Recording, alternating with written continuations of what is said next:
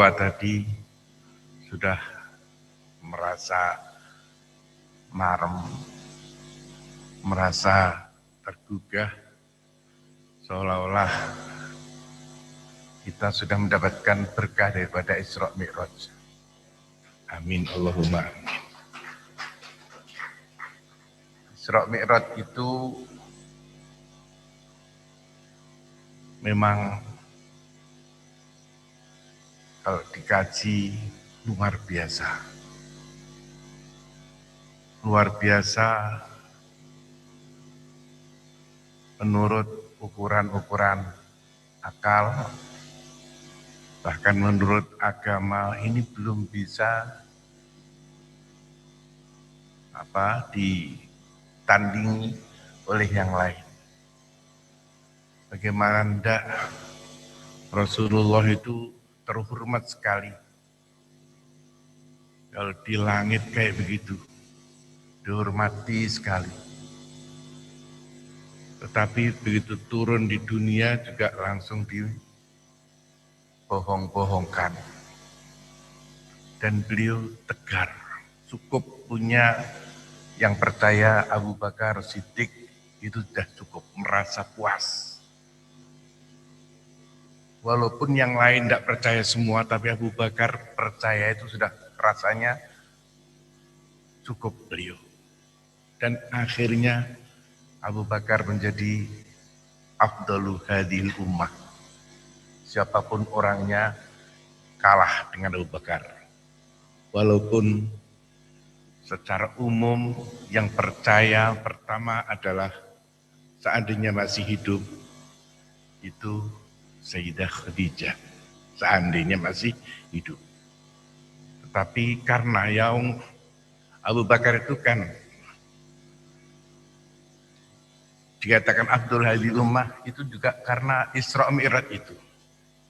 Tapi kalau dikatakan awalu man dakhala Islam itu sebetulnya adalah istri tercintanya yaitu Sayyidah Khadijah Al-Kubra.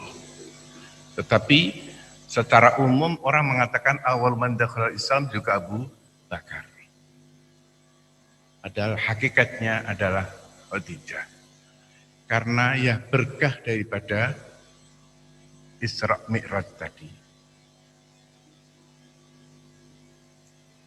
Di Isra Mi'raj tadi itu memang tahapan-tahapan daripada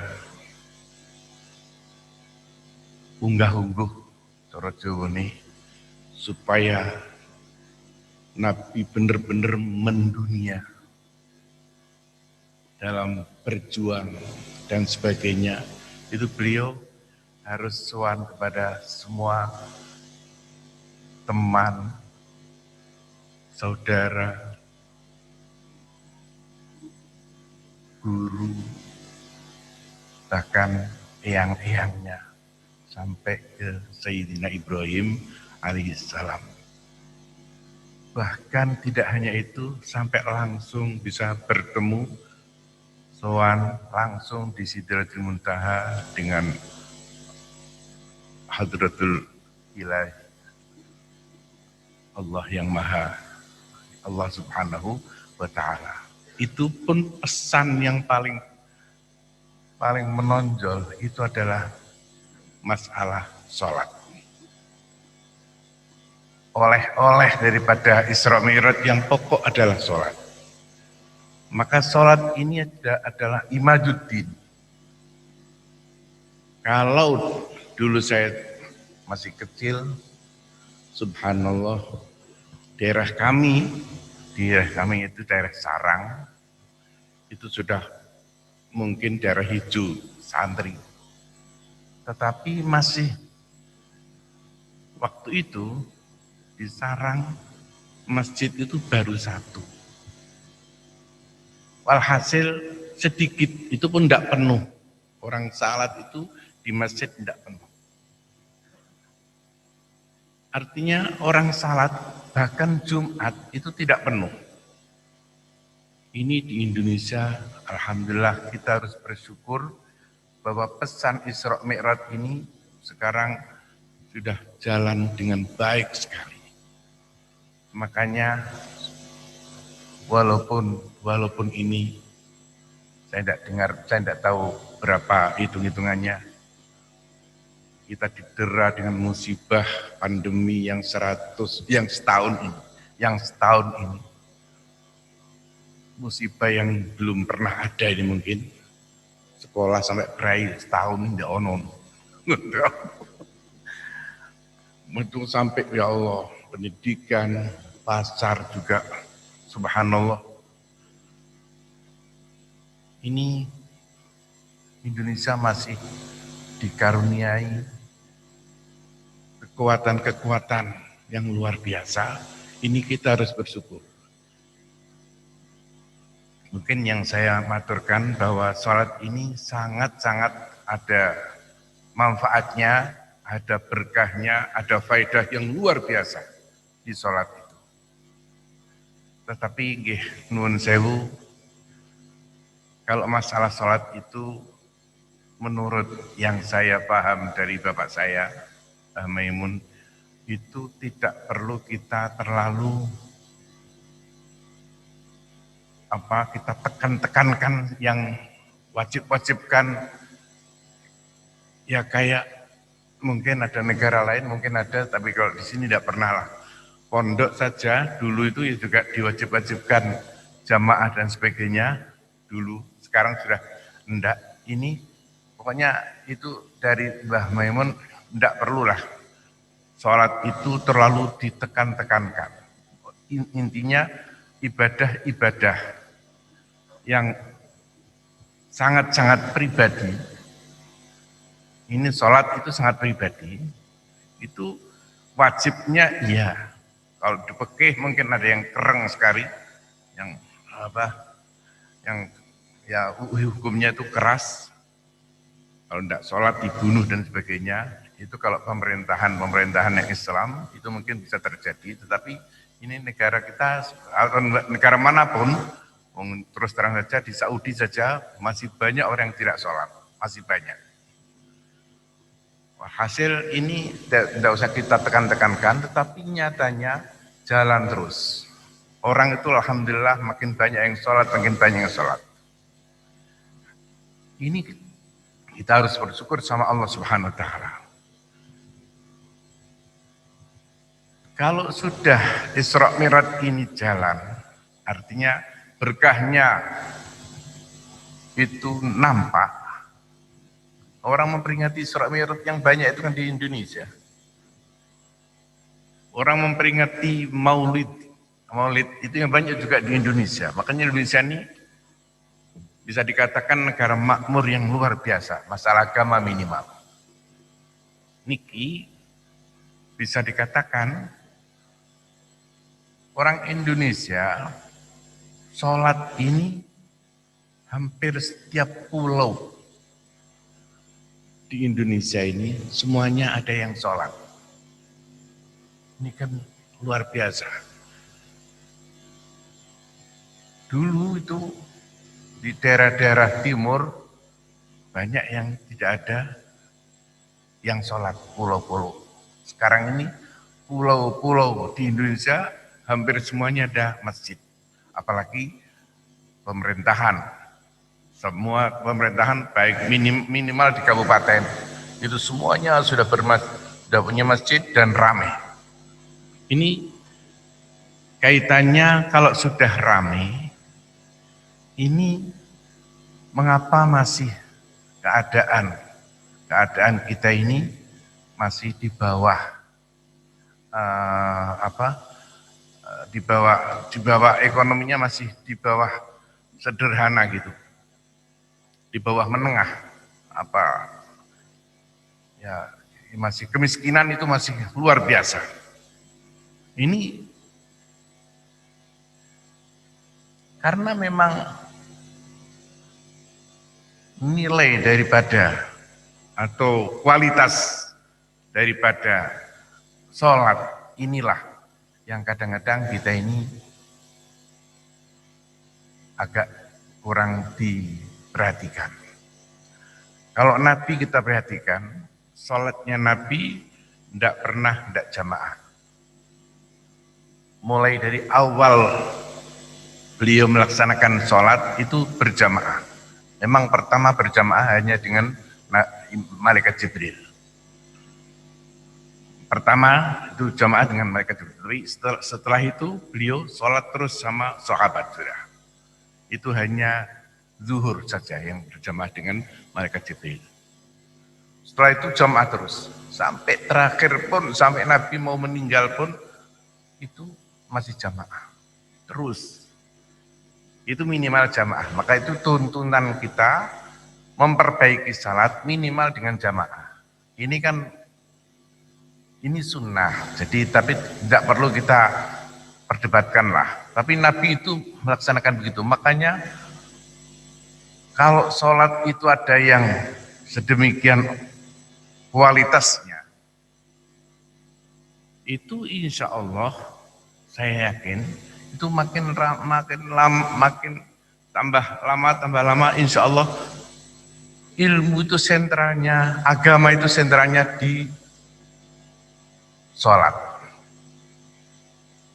Nah, sholat ini bisa baik itu dengan ilmu. Nah, ilmu itu sentralnya di mana? Di Quran. Di Quran. Nah, di Quran inilah yang banyak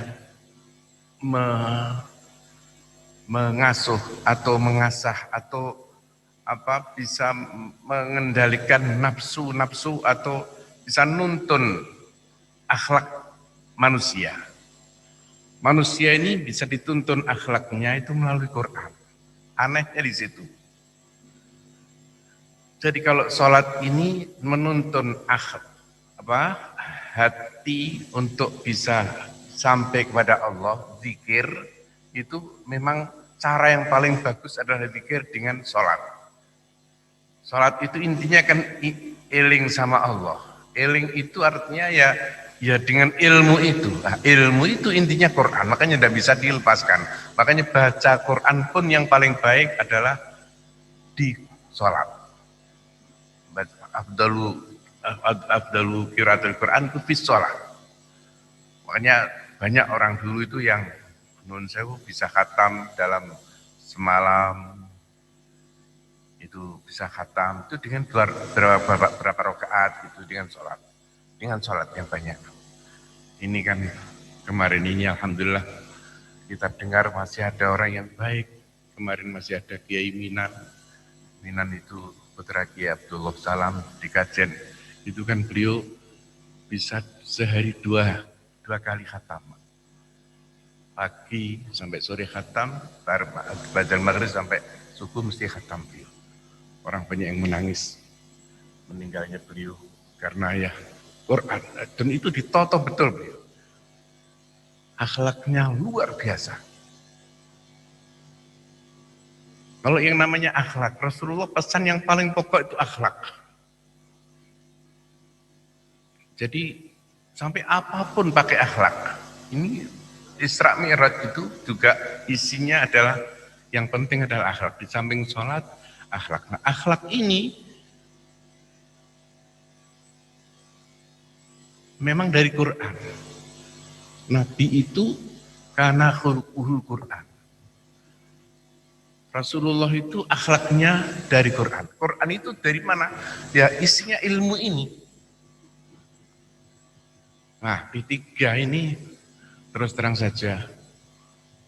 Langsung pamer noni yang gelem ngaji niku ya daerah-daerah P3. Di daerah-daerah P3 lah. Pantang-pantang P3, Rembang, Tuban. Kok Tuban mana? Kalongan, Jawa Tengah ya, kantong-kantong Jepara, sebagainya.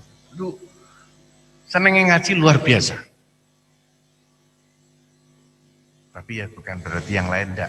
Tapi kebanyakan di P3 lebih tenanan gitu. Sekarang alhamdulillah saya dengar tadi ada khataman Quran. Nah, ini monggo kita lestarikan, kita istiqomahi supaya kita Ya, mumpung masih ada P3, mumpung ya, mumpung ini kita ikhtiari supaya P3 ini langgeng dan memang menjadi amal daripada dahulu kita, sehingga orang yang masuk di P3 ini benar-benar imannya kuat, benar-benar cinta pada negeri Indonesia. Karena Indonesia ini sudah kadung menjadi identik dengan Islam. Ini alhamdulillah. Jadi kalau sudah kita utriko Indonesia, ini fahamnya mesti negeri Islam. Padahal ya begini ini. Tapi itulah yang terjadi. Jauh dengan yang lain. Umpama Nun Sewu. Katakan ada negara-negara yang katakan kayak Azerbaijan atau mungkin yang lain. Atau Uzbekistan. Uzbekistan kan lebih dari 99% Muslim. Tetapi gaung Islam itu tidak ada. Karena azan saja tidak ada. Azan dikumandangkan pakai speaker tidak ada kan. Sampai sekarang. Apalagi orang mengajar ngaji dengan speaker, tidak ada. Inilah kami ini tidak ada persiapan apa-apa. Datang di sini saya tidak membaca, tidak ada suratnya. Saya pokoknya disuruh ini ya saya mau ini terus terang aja ya. Cumpon ya, kalau orang Jawa cumpon apa adanya. Yang penting kita khidmah, ada rasa khidmah di P3. Khidmah itu berkorban. Insya Allah kalau di P3 ini banyak yang khidmah. Yang banyak kan mendapatkan sesuatu. Ingin mendapatkan sesuatu. Ingin mendapatkan jabatan, ingin mendapatkan materi. Ini rasanya tanda-tanda akan melorot ya begitu itu. Kalau sudah orang itu atau organisasi atau apa saja kumpulan di dunia ini, kalau yang dicari hanya itu tidak ada selesainya dan malah tambah rame tok. Kita lihat zaman Rasulullah SAW, siapapun pemimpin yang ditunjuk oleh Rasulullah, pasti sami'na wa ata'na. Pasti tenang. Siapapun. Padahal berat. Nabi ngangkat Abu Bakar. Nabi ngangkat Zaid bin Harithah menjadi panglima perang. Nabi itu kan budak beliau. Nabi ngangkat yang Usamah digandeng terus bersama Hasan Hussein. Itu Nabi luar biasa mengangkat orang-orang yang bawah-bawah itu. Tapi yang atas-atas juga ditempatkan yang sebaik-baik mungkin seperti Sayyidina Utsman. Itu kan orang-orang yang Quraisy yang top itu. Bani Umayyah itu. Orang-orang yang top sekali. Apalagi turunan-turunan daripada Bani Hashim, Bani Muttalib. Itu diangkat betul. Nah, Nabi memang luar biasa dalam mengatur masyarakat sampai sekarang. Ini juga ya kayak gabah diinteri, tetapi nyatanya kalau Islam yang ngatur itu yang paling enak sekali, anteng sekali. Jadi ada ungkapan namanya dari Quran, dari inna akramakum indallahi atqakum. Jadi orang yang paling mulia mungguh Allah itu adalah orang yang bertakwa, atqakum. Tetapi ada jalan bahwa i'dilu huwa aqrabu taqwa. Jalan menuju takwa itu paling gampang, paling tidak harus adil. Di sini kita memang kayak paradok gitu. Orang Islam suruh adil ini susahnya bukan main. Ya adil pada diri sendiri, apalagi adil pada keluarga, apalagi adil kepada masyarakatnya, rakyatnya. Susahnya bukan main. Yang justru padahal nun sewu, yang di luar non Islam, non Muslim itu banyak yang mampu adil. Tapi mereka tidak punya takwa. Karena tidak ada keinginan mendekat Allah itu tidak ada. Kita ingin, tetapi tidak punya keadilan. Nggak adil piye ngerawno. Kalau yang tidak punya kekuasaan. Kalau yang punya kekuasaan pun, ini pun sekarang ini lagi euforia serakah gitu. Ini semoga P3 tidak terlanda demikian. Saya mohon sekali, bukan mohon sekali lah, pokoknya ini mengharapkan kita ini terus terang saja yang saya ingat bahwa afdalul ibadah intidharur rahmah. Afdalul ibadah intidharur rahmah. Jadi kita mengharapkan ada rahmat dari Allah. Saya yakin dan kita harus yakin rahmatnya Allah masih ada. Masih ada sampai sekarang, kapanpun masih ada. Bahkan nanti pada zaman setelah kiamat itulah yang rahman yang betul. Kalau sekarang ini rahman yang 100